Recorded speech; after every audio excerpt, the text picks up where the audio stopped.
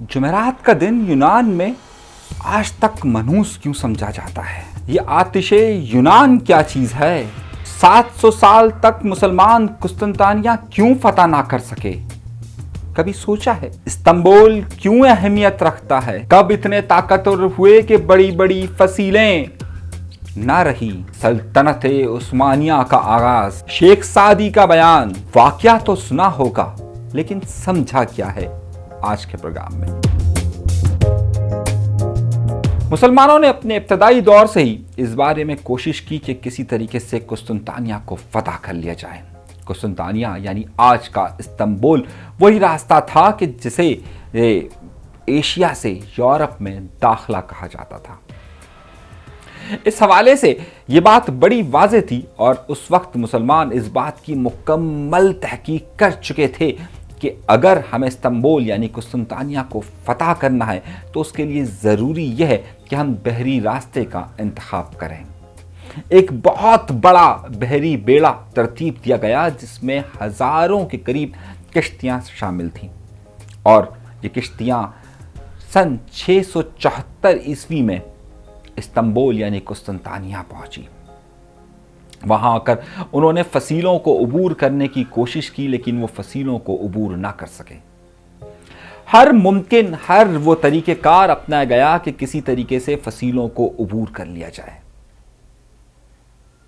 مسلمانوں کے پاس بحری بیڑا اس وقت بہت طاقتور تھا، مگر ان کے پاس اس وقت وہ ٹیکنالوجی نہیں تھی کہ جس کی بنیاد پر اتنی بڑی بڑی فصیلوں کو آرام سے عبور کیا جا سکے۔ 4 سال تک باہر پڑاؤ ڈالے ہوئے اس بات کی کوشش ہوتی رہی کہ کسی طور پر بھی ان فصیلوں کو عبور کیا جا سکے، مگر نہیں ہو سکی۔ اور پھر 4 سال کے بعد سن 678 عیسوی کے اندر یونانی جو اندر موجود تھے وہ باہر نکلے، اور باہر نکل کر انہوں نے ایک عجیب و غریب مادہ ان کے پاس تھا، ایک اور عجیب و غریب میٹر ان کے پاس تھا۔ وہ اسے تیر کے اندر لگاتے تھے اور تیر میں لگانے کے بعد جب اسے فائر کرتے تھے آگ لگا کر تو وہ کشتیوں سے ٹکرا کر گر نہیں جاتا تھا بلکہ وہ کشتیوں کے ساتھ چپک جاتا تھا۔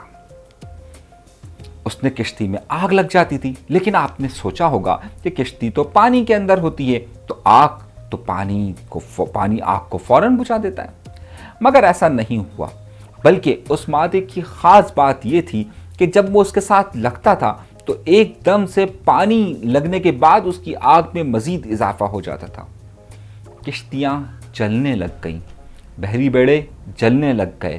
اب وہاں پر جو لوگ آئے تھے حملہ کرنے کے لیے، جب انہوں نے پانی میں کودنے کی کوشش کی تو ایک اور مسئلہ ہو گیا، کیونکہ آگ تو پانی میں لگی ہوئی تھی، آگ بجھ ہی نہیں رہی تھی۔ وہاں سے راہ فرار ہی مناسب طریقہ کار تھا۔ کئی سو کشتیوں نے واپسی کا سفر لیا، لیکن ایک بہت ہی خطرناک طوفان نے انہیں اپنی زد میں لے لیا۔ زد میں لینے کے بعد جب کشتیاں واپس دمشق پہنچتی ہے تو صرف چند رہ جاتی ہے۔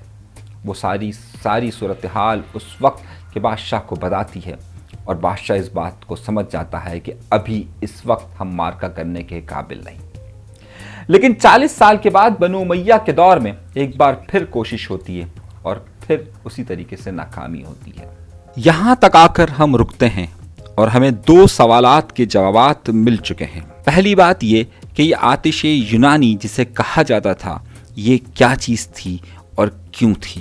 دوسرا سوال کہ آخر 700 سال تک مسلمان اسے فتح کیوں نہیں کر سکے؟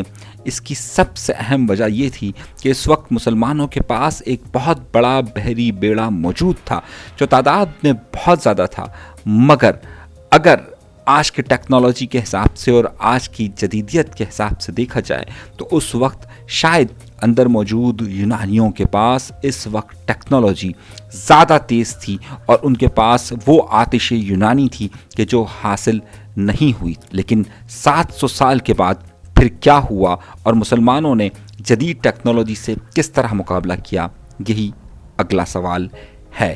لیکن سوال یہ ہے کہ قسطنطنیہ کو مسلمان کیوں فتح کرنا چاہتے تھے؟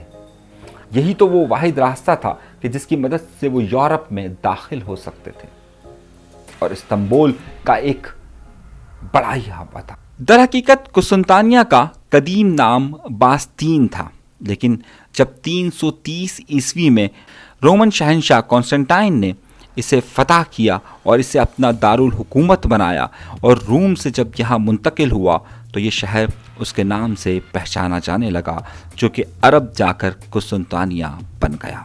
مغرب میں یعنی یورپ میں رومن امپائر سلطنت مکمل طور پر ختم ہو چکی تھی، اور اگر اس کی کوئی باقیات کہیں پر موجود تھی تو وہ صرف اور صرف قسطنطنیہ کے اندر موجود تھی۔ اسی وجہ سے 4ویں صدی سے لے کر 13ویں صدی تک یہاں پر اتنی ترقی ہوئی، کیونکہ تمام روم یہاں پر آ کر آباد ہو گیا تھا اور اتنی ترقی کر چکا تھا کہ اس کی برابری کہیں پر بھی نہیں کی جا سکتی تھی۔ اسی وجہ سے یہ ہمیشہ سے جہاں پر یورپ کے اندر داخلے کا راستہ قرار دیا جاتا تھا، وہیں پر اس کی اہمیت اس حوالے سے بھی زیادہ تھی کہ یہ طاقت کا ایک اور منبع تھا اور اسے فتح کرنا ضروری تھا تاکہ یورپ کا راستہ کھل سکے۔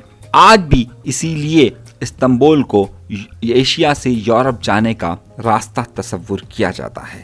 لیکن 700 سال کے بعد وقت بدل چکا تھا، اندر موجود یونانی قوم زوال کا شکار ہو چکی تھی، اور یہ بات اس وقت ان کے قریب موجود سلطان اچھی طرح جانتا تھا۔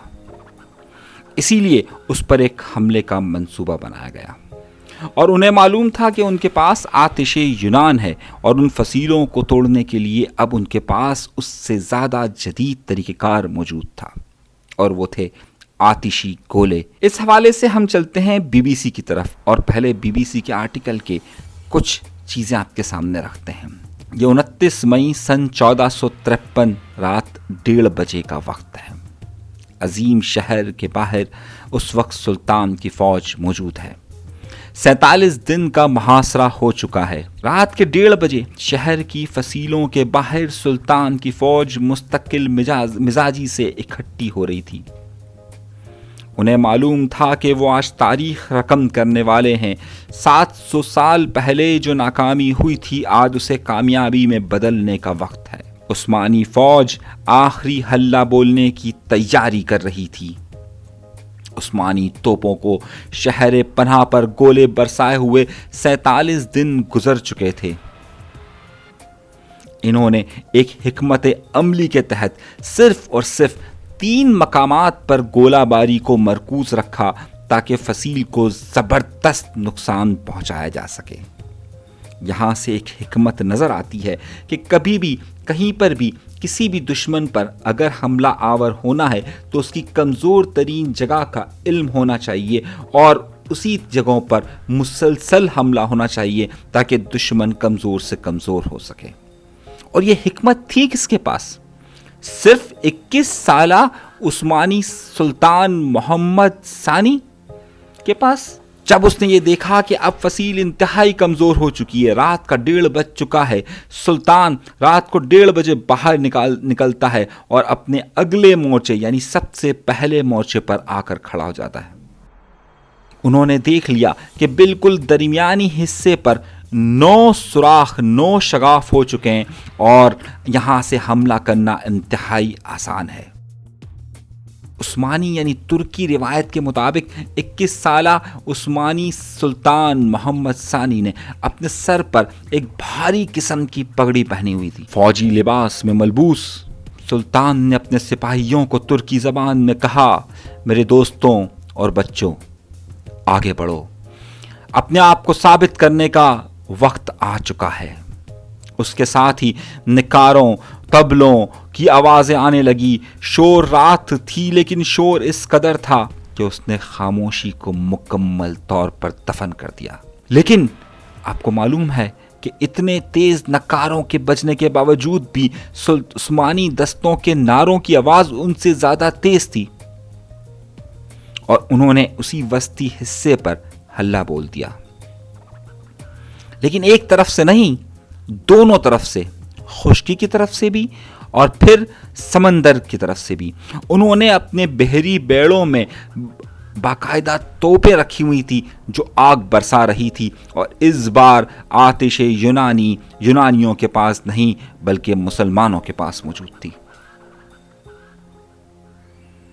यूनानी सिपाही समझ रहे थे कि हर बार की तरह वो इस बार भी हमले को रोक लेंगे, मगर 47 दिन का मुहासरा हो चुका था और अब शायद उनके पास वो हौसला और वो ताकत मौजूद नहीं थी जो इनके पास 700 साल पहले मौजूद थी। सारे शहरी आकर फसीलों पर चढ़ गए, पत्थर मारने लगे, लेकिन उस्मानी फौज पर कोई असर नहीं हुआ। तमाम के तमाम पादरी चर्चों की तरफ गए और जोर जोर से घंटियां बजाने लगे। पूरे शहर को जगा दिया, लेकिन कोई फर्क नहीं पड़ा।